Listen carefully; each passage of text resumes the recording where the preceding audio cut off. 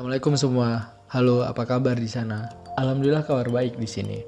Teman-teman semua, di sini saya Muhammad Syauki Abrar dan rekan saya Muhammad Alvin Zamani akan mencoba menganalisis tingkat kesejahteraan di Provinsi Gorontalo. Tujuannya adalah untuk mengetahui tingkat kesejahteraan di provinsi tersebut serta memberikan solusi kepada pemerintah di sana dalam meningkatkan kesejahteraan rakyatnya. Semoga video ini bermanfaat ya. Provinsi Gorontalo merupakan salah satu provinsi yang terletak di utara Pulau Sulawesi.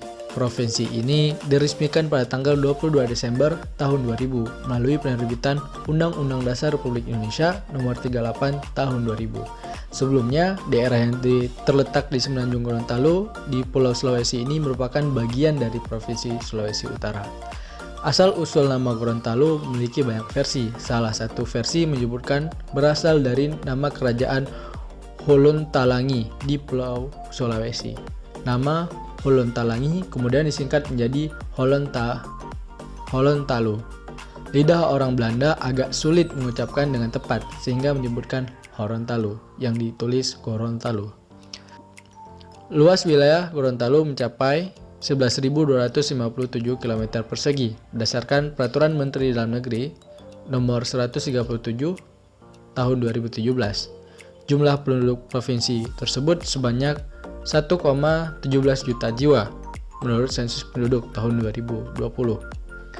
Mayoritas penduduk Gorontalo sebesar 96,87% dari total penduduknya beragama Islam, sedangkan penduduk yang beragama Kristen Protestan sebanyak 1,9%, Katolik 0,68%, Hindu 0,38%, dan Buddha 0,08%. Tenaga kerja di Gorontalo lebih banyak beraktivitas di sektor pertanian, yakni sebesar 30,67%. Disusul sektor jasa sebesar 25,09%, sektor perdagangan 20,01%, sektor industri 7,8%, dan sisanya di sektor lainnya. Berdasarkan Indeks Pembangunan Manusia atau disingkat IPM, pada tahun 2019, Provinsi Gorontalo mencapai 68,49. Bayi baru lahir memiliki peluang hidup sebesar 67,93%. Rata-rata lama sekolah mencapai 13,06 tahun dan pengeluaran per kapita masyarakat mencapai 10,07 juta. Hal tersebut sebenarnya masih kurang baik dibandingkan dengan rata-rata IPM seluruh provinsi yang ada di Indonesia, yaitu mencapai 71,92% pada tahun 2019. Kondisi IPM Gorontalo sangatlah berpengaruh dengan adanya COVID-19. Hal ini dikarenakan banyak pemutusan hubungan kerja di sana dan banyak sektor yang tidak berjalan dengan semestinya. Hal tersebut menjadikan Provinsi Gorontalo mengkhawatirkan. Oleh karena itu, kami sudah melakukan penelitian dengan judul Analisis Tingkat Kesejahteraan di Provinsi Gorontalo. Hal tersebut bertujuan untuk belajar serta memberikan usulan kepada pemerintah Gorontalo melalui rekomendasi program, dan harapannya dengan ada rekomendasi tersebut dapat membantu pemerintah dalam meningkatkan kesejahteraan masyarakat Gorontalo. Penelitian ini menganalisis tingkat kesejahteraan di Provinsi Gorontalo. Variabel yang digunakan terdiri dari produk domestik regional bruto, sumber daya manusia melalui indeks pembangunan manusia, kondisi ekonomi ditinjau dari potensi sumber daya alam, dan tingkat kemiskinan. Penelitian ini menggunakan data sekunder dengan jangka waktu dari tahun 2019 hingga tahun 2020.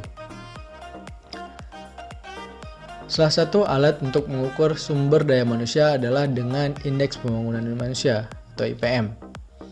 IPM dibentuk oleh 3 dimensi dasar, yaitu umur panjang dan hidup sehat, pengetahuan, dan standar hidup layak. Umur panjang dan hidup sehat digambarkan oleh umur harapan hidup saat lahir, UHH, yaitu jumlah tahun harapan yang dicapai oleh bayi yang baru lahir untuk hidup, dengan asumsi bahwa pola angka kematian menurun pada saat kelahiran sepanjang usia bayi. Pengetahuan diukur melalui indikator rata-rata lama sekolah dan harapan lama sekolah. Rata-rata lama sekolah, RLS, adalah rata-rata penduduk usia 25 tahun ke atas dalam menjalani pendidikan yang formal.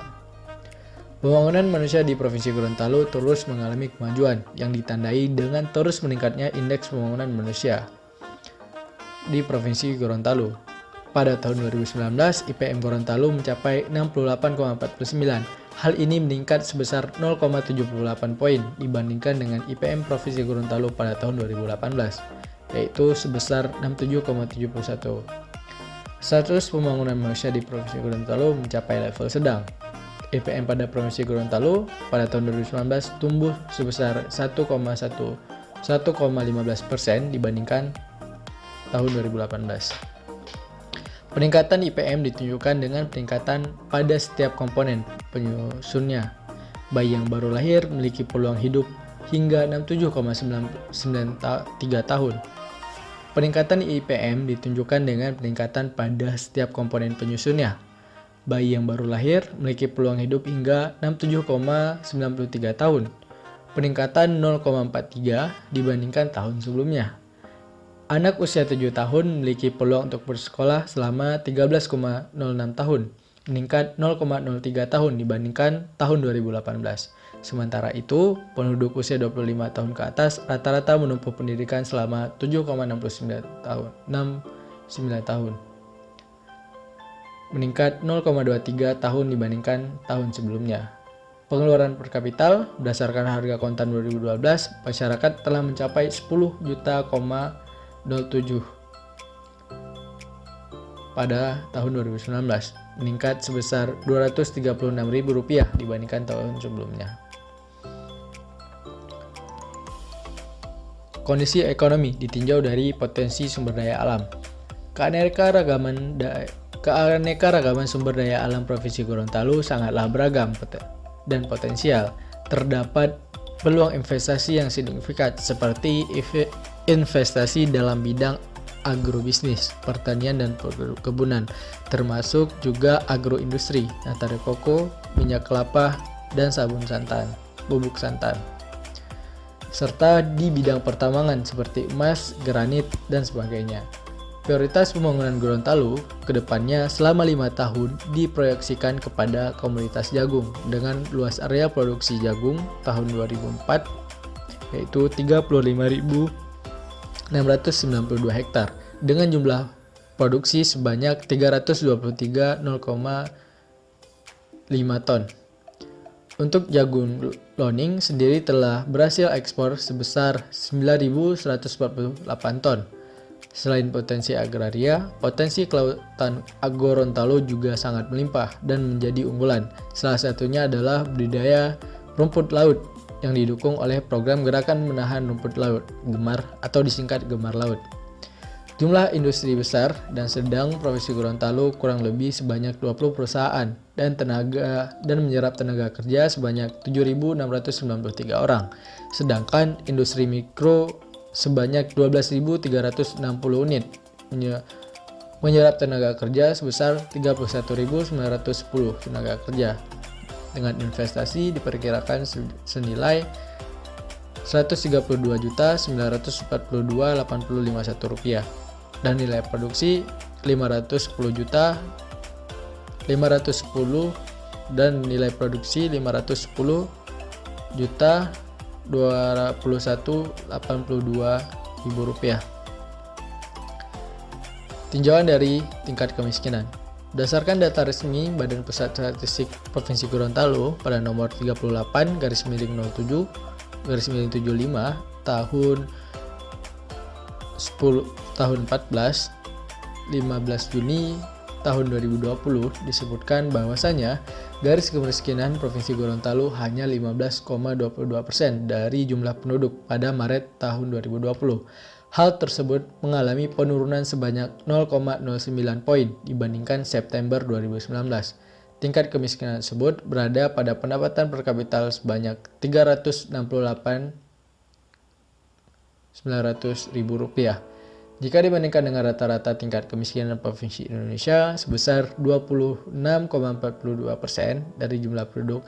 Hal tersebut mengalami peningkatan dibandingkan bulan September yang memiliki 24,79%. Berdasarkan data tersebut dapat disimpulkan bahwa pemerintah Gorontalo sangat baik dalam mengupayakan penurunan angka kemiskinan, yang dimana hasil kesejahteraan masyarakat di sana berbanding dengan rata-rata yang dimana hasil tingkat kesejahteraan masyarakat di sana lebih baik dibandingkan dengan rata-rata kesejahteraan penduduk Indonesia di berbagai provinsi lainnya. Cara menghitung PDRB adalah dengan rumus PDRB sama dengan C tambah I tambah G tambah NX. C adalah konsumsi barang dan jasa yang dilakukan oleh masyarakat di daerah tersebut. I adalah investasi, yaitu pengeluaran dana untuk menghasilkan keuntungan yang lebih besar. Contohnya, membangun pabrik. Adanya investasi juga dapat menyerap tenaga kerja di daerah tersebut. G adalah pengeluaran pemerintah. Pengeluaran tersebut untuk pembayaran gaji aparatur sipil negara, pembangunan infrastruktur, dan berbagai macam lainnya. NX adalah nilai ekspor di suatu daerah tersebut dikurangi nilai impor. Berdasarkan data Badan Pusat Statistik Indonesia atau BPS, pertumbuhan ekonomi Indonesia pada triwulan ketiga tahun 2020 yaitu minus 3,49% atau hanya tumbuh 3,894,7 triliun. Pertumbuhan perekonomian tersebut merupakan rataan gabungan dari seluruh PDRB provinsi yang ada di Indonesia. Lalu, berdasarkan informasi dari Badan Pusat Statistik Gorontalo atau BPS Gorontalo, pertumbuhan perekonomian Provinsi Gorontalo pada triwulan ketiga tahun 2020 adalah minus 0,07% atau hanya tumbuh sebesar 7,178,92 miliar. Dari data pertumbuhan tersebut dapat diambil kesimpulan bahwasannya pemerintah Provinsi Gorontalo memiliki kinerja yang sangat baik dibandingkan rata-rata pertumbuhan provinsi lain. Lalu juga dapat dipastikan tingkat kesejahteraan di Provinsi Gorontalo cukup baik dibandingkan dengan kesejahteraan di provinsi lain. Padahal di Provinsi Gorontalo juga mengalami pandemi COVID-19 seperti daerah lainnya. Kemudian, kami mempunyai solusi untuk meningkatkan kesejahteraan masyarakat Gorontalo agar lebih baik dari sebelumnya. Yang pertama yaitu pemerataan pendidikan dan perbaikan akhlak. IPM provinsi tersebut mencapai 68,49%, tetapi masih di bawah rata-rata IPM keseluruhan provinsi yang ada di Indonesia, yaitu 71,92%. Berdasarkan penelitian Ketut Sudarma tahun 2012, menyebutkan bahwasannya semakin tinggi kemampuan individu, maka semakin meningkat pula kinerjanya. Dari hal tersebut dapat disimpulkan, dengan tinggi pendidikan maka kinerjanya semakin baik, yang dimana jika kinerjanya baik individu tersebut dapat mendapatkan pekerjaan lebih banyak dan baik sehingga kesejahteraannya ikut meningkat. Kemudian solusi yang kedua yaitu penciptaan program yang dapat meningkatkan keterampilan masyarakat. Peningkatan skill ini diutamakan bagi mereka yang kurang berkembang dalam pendidikan formal ataupun mereka yang tidak memiliki waktu lagi untuk belajar. Pemerintah sebaiknya membuat suatu program yang dimana hal tersebut dapat meningkatkan skill, keterampilan, dan inovasi masyarakat. Program tersebut bisa seperti adanya pelatihan cara menjadi wirausahawan, cara mengembangbiakan rumput laut yang benar, dan cara memanfaatkan barang bekas beserta berbagai macam kegiatan penunjang lainnya. Hal tersebut dirasakan penting karena jika masyarakat memiliki keterampilan yang beragam, maka pasti akan banyak solusi yang akan mereka lakukan untuk mensejahterakan diri masing-masing. Lalu yang ketiga yaitu pemerintah memberi pinjaman gratis bagi UMKM lokal. Kami mengusulkan kepada pemerintah Gorontalo untuk memberikan pinjaman gratis bagi UMKM yang 100% bahan bakunya dari lokal. Hal ini pastinya tidak akan merugikan pemerintah karena jika seluruh perputaran tersebut dari lokal ke lokal dapat dipastikan akan timbul double counting dan uang tersebut pasti akan berputar di Provinsi Gorontalo saja. Beda halnya UMKM yang mengimpor beberapa produk bahan baku dari luar yang ujungnya uang akan keluar dari Provinsi Gorontalo. Lalu pemerintah juga perlu memberikan bantuan terhadap usaha lama yang prospeknya bagus tetapi mengalami kendala dikarenakan COVID-19. Kemudian yang keempat yaitu penciptaan wirausahawan baru. Berdasarkan informasi yang kami dapat dari ekonomi.okezone.com menyebutkan bahwasannya negara maju memiliki pengusaha minimal 14% dari seluruh penduduknya. Negara Indonesia hanya memiliki pengusaha sebanyak 4%. Pemerintah Gorontalo sebaiknya membantu menciptakan serta memberi tunjangan bagi wirausaha baru. Hal tersebut dapat membuat terbentuknya banyak lowongan pekerjaan di provinsi tersebut, sehingga kesejahteraan masyarakat meningkat dan menyebabkan penurunan kemiskinan dan pengangguran. Lalu yang kelima yaitu pembentukan pemimpin di masa depan. Provinsi Gorontalo memiliki sangat banyak putra daerah yang terkenal, seperti Bapak Rahmat Gobel, mantan Menteri Perdagangan, kemudian Bapak Ignatius Jonan, mantan Menteri Perhubungan, kemudian ada Bapak Fadel Muhammad, mantan Menteri Kelautan dan Perikanan. Sebaiknya pemerintah membuat suatu wadah yang mempertemukan para tokoh hebat dengan para anak muda sehingga membuat mereka termotivasi untuk mengikuti jejak suksesnya dari masing-masing tokoh, baik di bidang bisnis, profesional, pemerintahan, dan berbagai bidang lainnya. Kemudian yang keenam sekaligus yang terakhir yaitu menambah program sosial. Program sosial seperti penyaluran dana BOS, beras miskin, dan bantuan langsung tunai. Hal tersebut penting dikarenakan dapat membantu meringankan beban rakyat dan alokasi dana yang lainnya dapat digunakan ke sektor lain, misalnya untuk berwirausaha.